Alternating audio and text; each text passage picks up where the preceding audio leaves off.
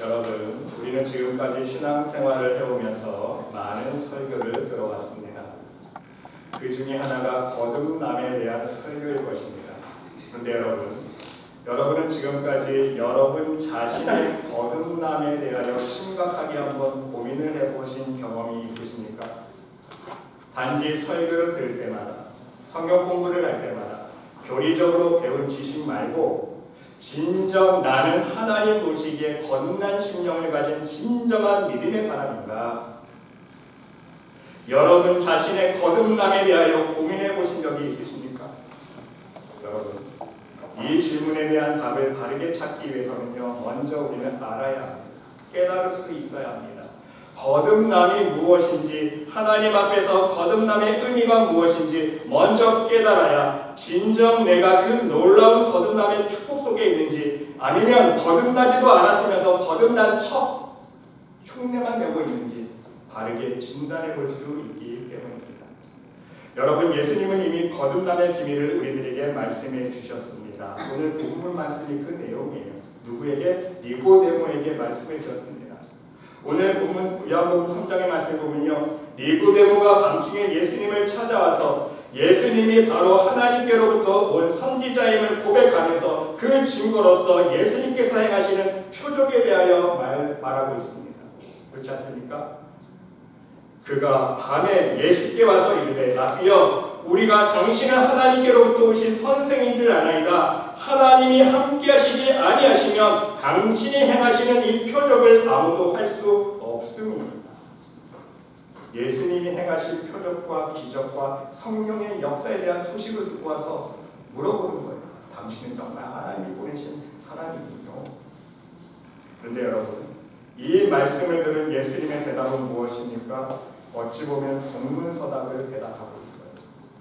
이 니고데모가 질문했던 대답의 정답을 말씀해주고 있지 않습니다. 이 질문의 대답은 뭐예요? 그래, 나는 하나님 보내신 선지자야. 나는 하나님 보내신 아들이야. 네가 그걸 믿니? 하나님이 나를 보내셨기에 나는 그 표적 행할 수 있어. 이렇게 대답을 해야 되는데 어떤 대답을 합니까? 뜬구름 없는 예수께서 대답하여 이르시되, 진실로 진실로 내게 이르노니 사람이 거듭나지 아니하면 하나님 나라를 볼 수 없는, 내가 너에게 진실로 진실로 이르노니 사람이 물과 성령으로 거듭나지 아니하면 하나님 나라에 들어갈 수 없단다. 여러분, 진정한 신앙생활의 목적과 목표가 무엇인지 말씀해주고 있다는 사실입니다. 우리는 이 사실을 깨달아야 돼요. 오늘 니고데모의 신앙의 관점은 무엇입니까? 니고데모는요, 신앙생활의 목표 관점은요, 하나님의 능력 체험하는 거예요. 은사를 체험하는 거예요. 표적을 보는 거예요. 거기에만 관심이 있는 거예요. 그래서 나도 병을 고쳐주고 나도 응답을 체험하고. 근데 예수님은요, 그게 아니에요. 니고데모에게 진정한 영적인 정답을 말씀해 주는 거예요. 니고데모야, 너의 신앙의 초점은, 지금 모든 관심은 하나님의 표적과 능력이 있는데 그건 아무것도 아니야.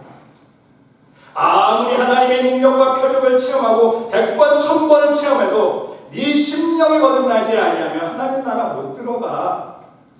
지금 이 사실을 말씀해 주고 있는 거예요. 여러분, 우리의 신앙생활의 목적은요, 이적과 표적을 경험하는 것 아닙니다. 명심하세요. 은사 체험하는 것 아닙니다. 응답받는 것 아닙니다. 우리 신앙생활의 목표는요, 하나님 나라예요. 그 하나님 나라 들어가려면요, 표적 체험하면, 하나님의 기적을 체험하면 들어갈 수 있을까요? 봤을 때는 놀랍죠. 야, 정말 하나님 살아계시는구나. 이스라엘 백성들처럼 손고치며 장구치며 찬양하겠죠. 하지만 그 표적과 이적 사라져 보세요. 또 하나님 원망하잖아요. 또 불평해요. 그렇지 않습니까? 그게 중요합니다. 그 표적을 보지 않아도 하나님을 믿을 수 있는 그 심령에 대한 마음밭이, 그게 거듭남입니다. 예수님은 지금 그것을 말씀해 주고 있다는 사실입니다. 그러면 여러분, 어떻게 하면 거듭나는 것입니까? 예수님께서 이미 물과 성령으로 거듭나야 한다고 말씀해 주셨는데, 성령 안에서 다시 거듭나는 것, 다시 태어난다는 것은 무엇을 의미하는 것입니까? 이것이 이해가 되지 않는 니고데모가 어리둥절하게 하면서 다시 질문하지 않습니까? 니고데모가 이르되, 사람이 늙으면 어떻게 다시 있습니까? 예수님, 늙으면 어떻게 다시 태어나죠? 두 번째 모태에 들어갔다 나옵니까? 그게 그게 다시 두 번째 태어나는 것입니까? 물어봐야죠. 이때 예수님의 답변을 여러분 들어보시기 바랍니다. 육으로 난 것은 육이요 영으로 난 것은 영이니 네가 거듭나게 하겠다는 하는 말을 놀랍게 여기지 마라. 육으로 난 것은 육이요 영으로 난 것은 영. 무슨 뜻일까요? 육으로 한번 태어나고 다시 한번 영으로 다시 한번 태어나야 한다는 말씀이 그렇습니다. 여러분, 우리 모든 인간은요 육으로 첫 번째 태어남을 경험합니다. 모든 사람, 저와 여러분 여기 앉아있는 모든 사람들 다 육적인 태어남을 경험했어요. 그런데 우리는 여기서 또 하나 질문이 생깁니다. 그러면 두 번째 영으로 다시 태어나야 어떻게 태어날 수 있는가입니다. 도대체 영으로 다시 태어난다는 것이 무엇을 의미하는지 우리는 깨달을 수 있어야 합니다. 여러분, 모든 인간은 생물학적으로 육으로 첫 번째 탄생을 경험하지 않습니까? 그 방법 여러분 아시죠? 어떻게 사람이 태어나요? 난자만 있으면 태어나십니까? 정자만 있으면 태어나져요? 아니에요. 난자와 정자가 만나야 해요. 그렇죠? 정자와 난자가 따로따로 있으면요 절대로 새 생명이 잉태되지 않습니다. 만나야 돼요. 정자와 난자가 만나야 새 생명이 잉태되어져요. 더 중요한 것은요, 정자 안에 있는 유전자 정보가 있잖아요. DNA가. 그것이 난자 안에 들어가야 돼요. 그래야 새 생명이 태어나지 않습니까? 오묘하신 하나님의 창조 섭리입니다. 그런데 여러분, 이렇게 육적으로 태어난 모든 인간의 결과는 무엇으로 끝납니까? 사망이에요. 죽음으로 끝나버립니다. 왜? 이것이 아담과 하와의 죄의 결과물이기 때문에. 하나님은요 영원히 살 수 있는 생명을 주셨는데 죄로 인하여 그 죄값으로 해서 사망의 문제가 되었잖아요. 그런데 하나님은요 우리가 영으로 다시 한번 태어나서 영원히 살 수 있도록 기회를 주셨습니다. 그 방법이 무엇인지 아세요? 하나님의 말씀을 받는 것. 이해가 안 되시죠? 사망의 존재가 되어버린, 그래서 죽을 수밖에 없는 우리의 영혼이, 죽을 수밖에 없는 우리 영혼이 누구를 만나야 돼요? 예수님을 만나요. 그게 뭐예요? 말씀을 만나는 거예요. 다시 하나님의 말씀을 만나면, 그래서 말씀이 우리 안에 들어와서 역사하면 우리의 죽은 영이 다시 살아난다는 사실입니다. 영적으로 다시 한번 본 어게인한다는 말씀이에요. 거듭난 심령으로 새롭게 태어나게 된다는 말씀입니다. 왜입니까? 정자 안에 있는 생명을 잉태시키는 유전자 정보가 숨어있듯이 하나님 말씀 안에는 우리의 죽은 영을 깨워 살리는 참 생명이 숨어있기 때문입니다. 말씀이 증거하고 있잖아요. 태초에 말씀이 계시니라. 이 말씀이 하나님과 함께 계셨으니 이 말씀은 곧 하나님이시라. 말씀이 하나님이에요. 그렇죠? 삼위일체 하나님을 믿잖아요. 말씀은 예수님이잖아요. 말씀이 하나님이신데 그가 말씀이 바로 하나님이에요. 그렇죠? 말씀이 태초에 하나님과 함께 계셨고, 그리고 만물이 그로 말미암아, 만물이 말씀으로 말미암아 지은 바 되었으니 지은 것이 하나도 그가 없이는 된 것이 없느니라. 바로 말씀으로 천지 창조가 이루어졌다는 것. 근데 더 중요한 사실은요, 그 안에, 말씀 안에, 하나님 말씀 안에 뭐가 있어요? 생명이 있었으니 이 생명은 사람들의 빛이라. 하나님 말씀 안에 생명의 빛이 있는 거예요. 유전자 정보가 종자 안에 숨어 있는 것처럼. 그래서 살리는 것은 영이니 육은 무익하다. 살리는 것은 영. 내가 너희에게 이른 말은 바로 하나님의 말씀, 예수님의 말씀은 영이요 생명이라 말씀하셨습니다. 여러분, 한마디로 하나님의 말씀은 우리의 죽은 영을 살리는 능력이며 생명입니다. 하나님의 말씀 안에는 태초에 인간에게 불어넣으셨던 성령의 기운이 역사한다는 말씀입니다. 그런데 그 생명의 말씀을 듣고 받아들이는 사람이 있는가 하면 그 생명의 말씀을 거부하는 사람이 있습니다. 그래서 더 중요한 사실은 무엇입니까? 말씀을 듣는 자는 하나님께서 택하신 자입니다. 하나님께 속한 자예요. 하지만 하나님의 말씀을 듣지 않는 자는 하나님께 택함받지 못하고 하나님께 속한 자가 아니라는 사실입니다. 그래서 예수님 말씀해 주십니다. 하나님께 속한 자는 하나님의 말씀을 듣나니 너희가 듣지 아니함은 하나님께 속하지 아니하였음이로다. 이해가 되시죠? 말씀을 듣고 깨닫고 회개하는 영혼은요, 성령께서 주장하시는 영혼은요, 그 증거가 뭐예요? 하나님께서 택해 주셨기 때문에 성령의 감화감동으로 심령이 거듭나. 하나님께서 택한 영혼이 아니면요, 아무리 말씀 들려도 보세요, 못 깨달아요. 안 믿어집니다. 못 믿어요. 그렇죠? 그런 경우들 너무나 많습니다. 여러분, 이것은 무엇을 의미하는 것입니까? 믿음은 거듭나면요, 내 마음대로 할 수 없는 것이라는 사실. 내 마음대로 믿고 싶다고 믿어지는 게 아닙니다. 내가 믿고 싶다고, 내가 거듭나고 싶다고, 내가 말씀을 받아들여 새 생명으로 다시 한번 태어나고 싶다고 내가 결정할 수 있는 문제가 아니라는 사실입니다. 여러분, 여기에 하나님의 은혜와 은총이 있다는 사실이에요. 이걸 명심해야 됩니다. 하나님의 은총이에요. 은혜입니다. 여러분들이 이 자리에 앉아있는 사실 자체가 하나님의 은혜예요. 아멘? 하나님이 택해주셨기 때문에. 여러분, 처음에 여러분 모두 육체적으로 태어날 때 여러분들에게 선택할 수 있는 결정권이 있었습니까? 여러분이 태어나고 싶다고 태어나신 분 계세요? 나는 이러이러한 부모 밑에서 태어나고 싶어요. 여러분이 결정해서 태어나신 분 계세요? 여러분이 결정해서 태어난 게 아니에요. 그렇죠? 태어나 보니까 누구 아버지, 누구 어머니를 태어난 거예요. 내가 결정한 게 아닙니다. 마찬가지. 영적으로 다시 태어나는 문제, 내가 선택하고 내가 결정을 할 수 있는 문제가 아니라는 사실이에요. 그래서 예수님께서 육으로 난 것은 육이요 영으로 난 것은 영이니 내가 네게 거듭나야 하겠다는 말을 놀랍게 여기지 말라 하시면서 이어서 해주신 말씀이 중요합니다. 바람이 음위로 불매 네가 그 소리는 들어도. 그럼 보세요. 우리는 바람 소리는 들을 수 있습니다. 바람이 불면 피부를 느낄 수 있죠. 그렇죠? 체감할 수 있어요. 그런데 어디로 와서 어디로 가는지 알지 못하다니. 바람이 어디서 생겨서 어디로 가는지 몰라요. 성령으로 난 사람도 다 그러합니다. 여러분 보세요. 바람이 부는 것은 그 소리를 듣고 피부로 우리가 느낄 수는 있지만, 그런데 바람이 어디서 와서 어디로 가는지는 우리가 알 수 없다는 말씀입니다. 왜? 눈에 보이지 않기 때문입니다. 인간이 판단할 수 있는 영역 밖이기 때문인 거예요. 하나님께서 바람을 일으키시고 하나님께서 바람을 운행하십니다. 하나님께서 자연 만물을 운행하시고 하나님께서 모든 우주 만물을 하나님의 질서대로 움직이시기 때문인 거예요.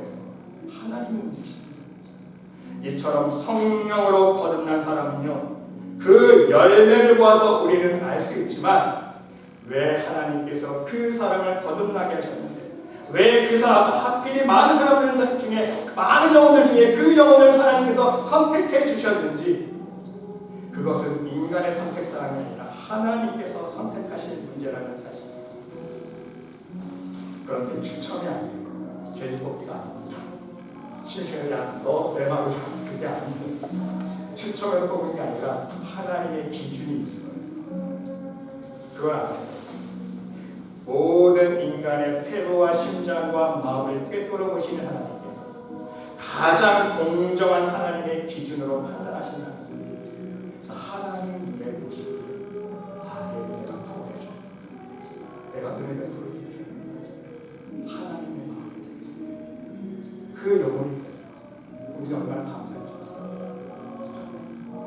하나님 기준에 선택받은 거예요. 그래서 하나님께서 택하신 자녀들을 거듭나게 하신다는 사실, 불가능을 가능하게 해주신 거예요. 마치 낙타가 바늘기로 들어가는 것은요, 인간의 힘으로 불가능하지 않습니까? 임파서블이에요. 여러분, 바늘기로 낙타를 집어넣을 수 있는 사람이 없어요. 불가능합니다. 하지만 하나님은 하실 수 있다. 하나님은 하실 수 있다. 구원의 문제도 똑같아요. 죽었다 깨어나도요, 인간의 의지와 인간의 노력으로는요 절대로 우리는 구원받을 수 없어요. 우리의 심령이 거듭날 수 없습니다. 근데 누구는 할 수 있어요? 하나님이 하세요. 그게 하나님의 은혜. 그러면 여러분, 이제 우리는 우리가 보고 듣고 느낄 수 있는 차원에서 이 거듭남의 진행 과정을 알 수 있어야 합니다. 과연 하나님께서 하나님의 기준으로 택하신 사람이 거듭남의 과정은 어떻게 되어지는지 그걸 알아야 돼요. 사도행전 2장에 보면요, 베드로의 오순절 설교 사건이 나옵니다. 베드로가요, 예수님의 십자가와 부활에 대해서 증거합니다. 그리고 그 우리 예수님께서 구주 되심을 선포하지 않습니까? 그때 사람들의 반응을 잘 보시기 바랍니다. 그들이 이 말을 듣고 베드로의 선포를 듣고 마음에 찔려 베드로와 다른 사도들에게 물어 이르되 형제들아 우리가 어찌할꼬 하거늘 베드로가 이르되 너희가 회개하여 각각 예수 그리스도의 이름으로 세례를 받고 죄사함을 받으라 그리하면 성령의 선물을 받으리니. 이 말씀 속에 다 들어가 있습니다. 우리의 거듭남의 과정. 여러분 그 첫 번째가 뭔지 아세요? 그들이 이 말을 듣고 들어야 돼요. 들어야 돼요. 이미 사도 바울이 가르쳤습니다. 그러나 그들이 다 복음을 순종하지 아니하였구나. 그렇죠? 복음을 듣는 사람이 다 순종하는 게 아니에요. 이사야가 이르되 주여 우리가 전한 것을 누가 믿었나이까? 누가 믿어요? 답을 주고 있잖아요. 그럼 믿음은 어디서 나요? 들음에서. 들음은 그리스도의 말씀을 나요. 하나님의 말씀을 듣는 자. 하나님의 말씀을 듣는 자예요. 들어야 돼요. 하나님의 말씀을 들어야 돼요.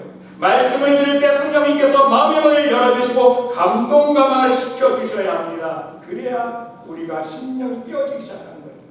인간의 의지의 문제가 아니라는 사실입니다. 그 다음에 두 번째는요. 마음이 찔려고 했습니다. 들으니까 어떤 변화가 일어나요? 마음이 찔립니다. 말씀을 듣고 마음의 찔림을 받았습니다. 성령의 감동감화 된 사람은요. 어떤 반응이 일어납니까? 찔림이 일어납니다. 자신의 죄가 깨달아지는 거예요. 하나님의 말씀을 듣기 전에는요. 자기가 자의인 줄 알고 나는 법 없어도 살 사람이고 그렇죠? 내가 왜 죄인이야? 하나님의 말씀을 듣는데 갑자기 나도 모르게 성령의 감동감화 하시고 내 죄가 깨달아지고 마음에 찔림이 나요. 나의 죄에 대한 찔림이 일어나요. 그리고 자신이 죄인임을 자복하게 됩니다. 이것이 바로 회개의 시작인 거예요. 그리고 세 번째는 우리가 어찌하고 죄에 대한 애통함과 자신의 죄에 대한 해결 방안이 무엇인지 하나님 앞에 간구하게 되어 있어요. 자신의 인간의 힘으로 죄의 문제를 해결할 수 없음을 깨닫고 애통하게 됩니다. 여러분의 힘으로 죄의 문제 해결할 수 있어요? 없잖아요. 사도 바울이 이걸 처절하게 고백하고 있지 않습니까? 오호라 나는 공부한 사람이로다. 이 사망의 몸에서 누가 나를 건져내냐? 자기는 자기의 의지로 하나님 말씀에 순종해 보려고 했는데 안 돼요. 안 돼. 그러니까 처절하게 애통하잖아요. 안 되는구나. 내가 하나님 말씀에 순종하는 삶을 하려고 하는데 안 되는구나. 안 돼. 또 내 안에서 죄가 나오고 또 죄가 나오고 그렇죠? 그러면서 깨달은 게 성령의 생명의 법. 내가 하는 게 아니구나. 성령님께서 나를 주장하시는데 신령을 거듭나게 해주고 생명의 성령의 법을 8장에 가서 로마서 8장에서 언급하잖아요. 그래서 이어서 그 해결 방법을 계속 하나님 오늘 그 베드로가 이렇게 설명해 주고 있습니다. 첫 번째 그 해결 방법은 뭐예요? 진정 거듭날 수 있는 방법. 너희가 회개해. 첫 번째 회개하는. 회개의 삶을 요구하고 있습니다. 회개의 구체적인 방법은 무엇입니까? 말씀. 우리 말씀에게 성도들 이제 다 아시죠? 회개 눈물로 하는 거 아니에요. 콧물로 하는 거 아닙니다. 입술로 하는 거 아니에요. 회개는 말씀. 하나님의 말씀이 우리의 꿈과 영광을 가져온 것을 쪼개야 돼요. 너희가 거듭난 것이 썩어지 실어낸 것이 아니라 썩지 아니하 실어낸 것이니 살아있고 항상 있는 하나님의 말씀으로 되었습니다. 말씀으로만 거듭날 수 있는 거예요. 그러니까 말씀 안에 유전자 정보가 있는 거예요. 생명의 능력이 있는 거예요. 말씀을 만나니까 우리의 죽은 영이 하나님의 말씀을 만나니까 그래요. 찔러 쪼개어봐. 성령이 이해가 되시죠? 그래서 말씀으로 우리는 그리고 두 번째는요. 예수 그리스도의 이름으로 세례를 받고 세례를 받아요. 무슨 뜻이에요? 깨끗하게 씻는 작업을 요구하고 있습니다. 말씀으로 찔러만 받았으면요. 이제 말씀으로 씻는 작업을 해야 되는데 그것은 영적으로 뭘 의미해요? 죽는 작업이에요. 십자가. 예수님처럼. 세례가 무슨 뜻이에요? 죽는 거죠. 물속에 들어갔다가 이제 하나님 죽었습니다. 끄집어내잖아요. 다시 물속에. 너 이제 죽었어. 물속에서 끄집어내면서 이제 선포하잖아요. 원래 세례는 침례잖아요. 이게 맞는 거예요. 물속에 아예 담궈버리는 거예요. 죽어라 이거. 너 이제 죽었어? 끄집어내는 거예요. 너 살았다. 죽는 작업을 해야 되는 예수님의 십자가 앞에 나의 교만을 못 받고 욕심을 못 받고 나의 음란한 마음을 못 받고 시기질투를 못 받고 나의 죄를 목방 죽는 작업을 할 수 있습니다. 물속에 들어가서 나의 죄를 죽어주고 새롭게 성령께서 이끄시는 회개합당한 열매를 맺는 삶을 살아갈 수 있어야 된다는 사실입니다. 그래야 그 다음 선포가 이루어지는 거예요. 죄의 사함을 죄의 사함을 여러분 진정한 하나님부터 죄의 사함을 받게 되는 조건이 바로 여기 있다는 거예요. 회개에 합당한 삶의 열매가 어느 정도 하나님 보시기에 합격 점수에 도달했군요. 하나님께서 그 회개를 인정해 주실 때 그것이 진정한 속죄 아니고 죄사함의 은혜라는 사실입니다. 죄사함의 역사는요. 입술로 하나님 저 회개해요. 다 용서해 주는 게 아닙니다. 여러분 우리는 바로 이것을 오해하고 착각해 오지 않았습니까? 지금도 많은 성도들이요 교회 다니는 영혼들이요 착각하고 있어요. 믿기만 하면 예수님을 구주로 인정하고 입술로만 고백하면 그 순간 우리의 모든 과거의 죄가 다 용서받는다고 착각합니다. 여러분 착각하면 안 돼요. 기도해보면요 오늘의 이 말씀이 얼마나 정확한지 잘 알 수 있습니다.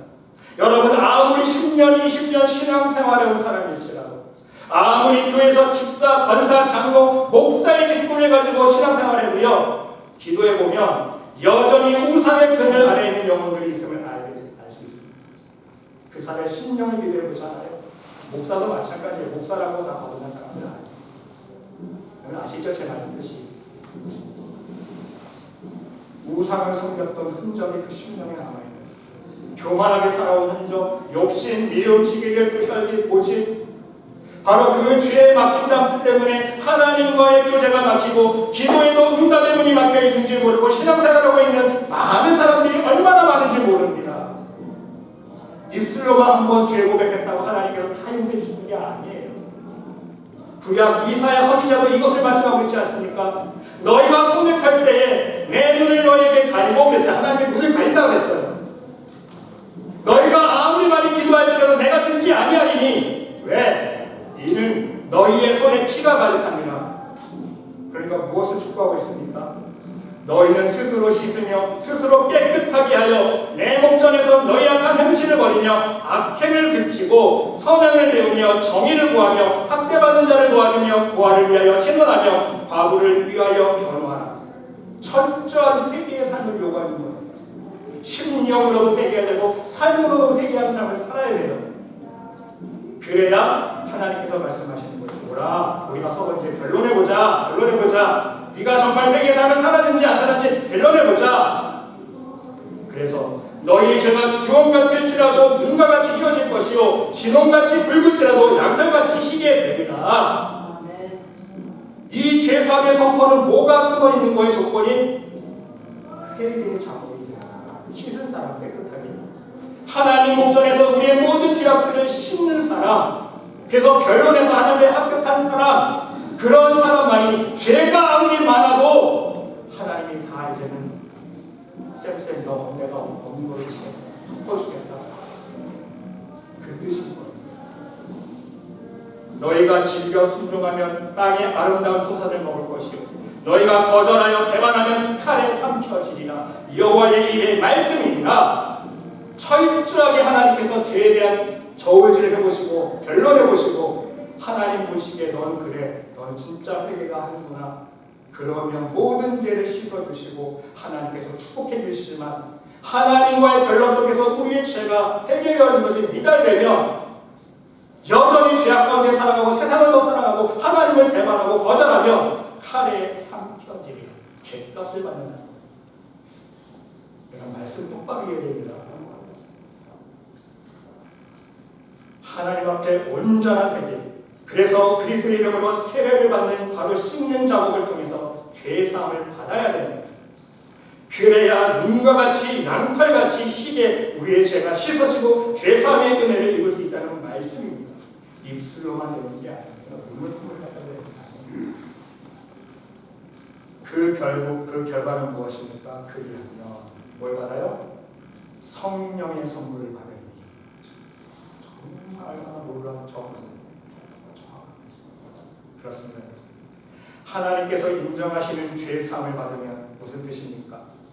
회개와 세례를 통해서 회개에 합당한 삶의 열매를 맺는 삶을 살아가게 되면 이제는 완전히 성령이 주장하는 사람, 성령의 사람, 성령 안에서 다시 본 어기한 사람이 되었다는 증거라는 사실입니다. 그러게 여러분, 여기서 우리 신앙인들이 명심해야 할 것이 있습니다.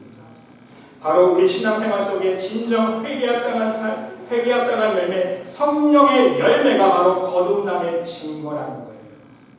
여러분, 거듭난 사람의 증거 무엇입니까? 이 사람이 거듭났는지 안 거듭났는지 어떻게 알아볼까요? 더나 여러분들에게 적용해보세요. 내가 정말 거듭난 사람인가 거듭나지 아니한 사람인가 어떻게 할 수 있어요? 내 삶의 열매를 보면 내가 진정 회개에 합당한 열매를, 삶의 열매를 맺고 있는가?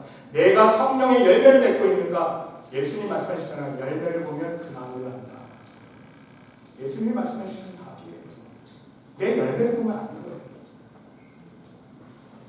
내 열매를 보면 내가 진짜 거듭났는지 거듭난 척하고 있는지 내 스스로 알 수 있다는 거예요. 그거 열매는 모습이기 때문에 그렇죠? 열매는 모습.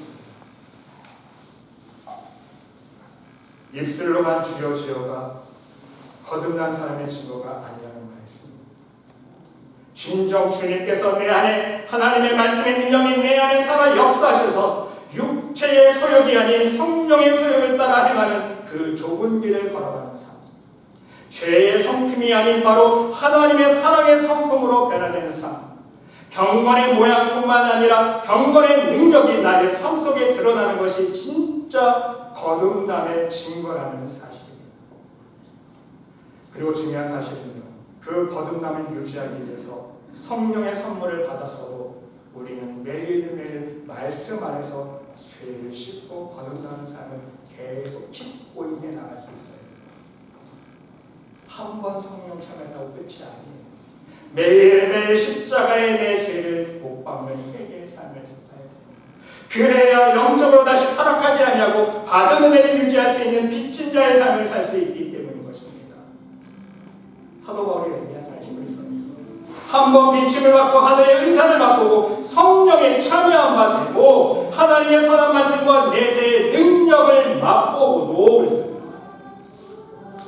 성령의 능력을 맛보고도 성령에 참여한 바 되고 성령의 능력도 체험했는데 어떻게 돼요? 타락한 자들은 타락할 수 없다고 말하는 사람이 있는데 거짓말이에요. 타락할 수 있어요. 사후 받고 타락했잖아요. 성령 받으면 성령이 떠나갔잖아요. 왜 말씀을 왜곡합니까? 한 번 성령 체험했다고 그 사람이 100% 구원 보장가 될 수 있는 거예요? 성령에 참여한 바 되고 성령의 능력을 맛보았는데도 타락한 자들은 말씀이 기록하고 있습니다. 타락할 수 있다는 거예요. 그 사람들은요 다시 새롭게 회개할 수 없나니 이는 그들이 하나님의 아들을 다시 십자가에 못 박아 드러내놓고 욕되게 아니라 그래서 여러분 성령의 체험한 바 되고 타락한 자들은 죄 용서가 안 되는 거예요. 그게 바로 성령죄에서 성령을 모욕하는 죄. 성령을 모욕하는 죄는 용서 안 해준다는 거죠. 그래서 우리가 간절히 원하는 것은 너희가 사람이 동일한 부지런함을 나타내어 끝까지 소망의 풍성함에 이르러 끝까지 붙잡아요. 끝까지 인내하는 자는 구원을 얻으리라. 예수님 말씀하신 것처럼 게으르지 아니하고 믿음과 오래 참음으로 말미암아 약속들을 기업으로 받은 자들의 본받은 자들이라. 끝까지 부지런하고 게으르지 않고 믿음과 오래 참음으로 받은 은혜를 유지해 나갈 수 있어야 된다는 사실. 그리고 여러분 한 단계 더 성숙해져야 돼요. 이 거듭남요 매일매일 성숙해질 수 있어야 된다는 거예요. 매일매일 말씀 안에 거하며 십자가의 자신의 정욕과 교만을 못 박는 삶을 통해서 조금씩 성숙한 믿음으로 나아갈 수 있어야 된다는 사실. 무슨 뜻이냐면 제가 지난주 말씀드렸던 것처럼 믿음의 점수가 하나님 앞에 크레딧 점수가 조금씩 올라가야 됩니다. 성숙해져야 떨어지면 안 됩니다. 여러분 거듭남의 정도는 우리의 믿음의 깊이와 정밀이에요. 거듭남만큼 우리의 믿음의 깊이가 깊어져요.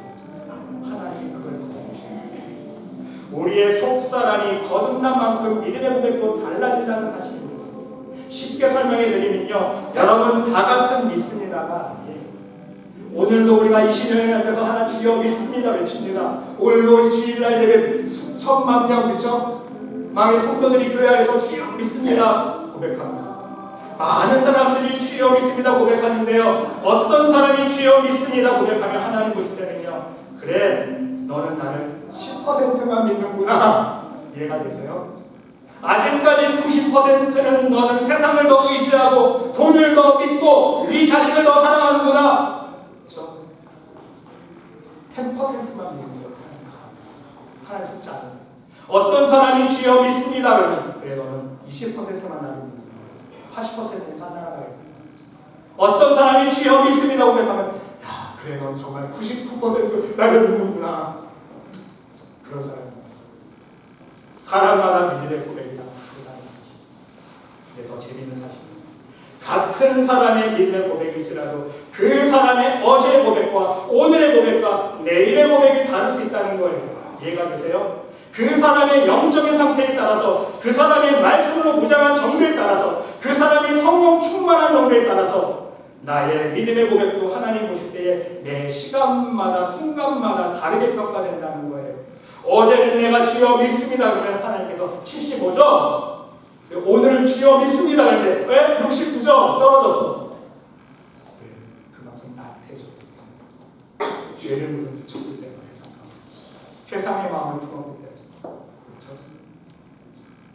가장 베스트 케이스는 무엇입니까? 어제 하나님께서 30점 매겨주셨으면 오늘은 31점 올라가야 돼요.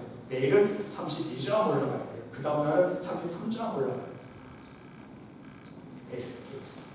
그래서 날마다 말씀과 기도하는 때여 기도해야 돼요. 방심하면 틈을 보이는 순간 사람 마귀는 우는 사자같이 우리를 삼키려고 달려듭니다. 여러분 오늘 말씀을 함께 묵상하시면서 과연 나는 하나님 보시기에 곧 거기에 사는 사람인가? 나는 진정 생명으로 거듭난 사람인가?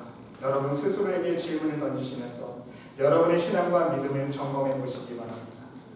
이러한 도전의식이 없이는요 절대로 우리의 믿음은 성장하지 않기 때문인 것입니다. 여러분 명심하세요. 믿음은요 정책이 없어요. 믿음은 둘 중에 하나예요. 믿음이 도태되던가 전진하는 둘 중에 하나입니다. 믿음이 멈춰 서 있는 건 없어요. 영적인 싸움에서 믿음이 떨어지는가 올라가는가요. 예수님의 그 가신 십자가의 길, 생명의 길로 전진해 가는가, 앞으로 나아가는가, 뒷걸음질 하는가죠. 그 자리에 서 있는 법은 없어요. 영적으로. 좀 기도해 보세요. 알게 되실 거예요. 부디 우리 말씀의 모든 영혼들은 하나님께 선택받고 오직 성령의 역사로 말미암아 하나님의 생명의 말씀이 여러분의 심령 위에, 여러분의 마음밭에 심겨져서 아름다운 성령의 열매를 맺어갈 수 있는 믿음의 사람이 될 수 있으시기를 바랍니다. 진정 성령으로 다시 태어난 그리스도의 영을 소유한 사람, 하나님께 택함받은 천국 자녀, 믿음의 자녀, 축복의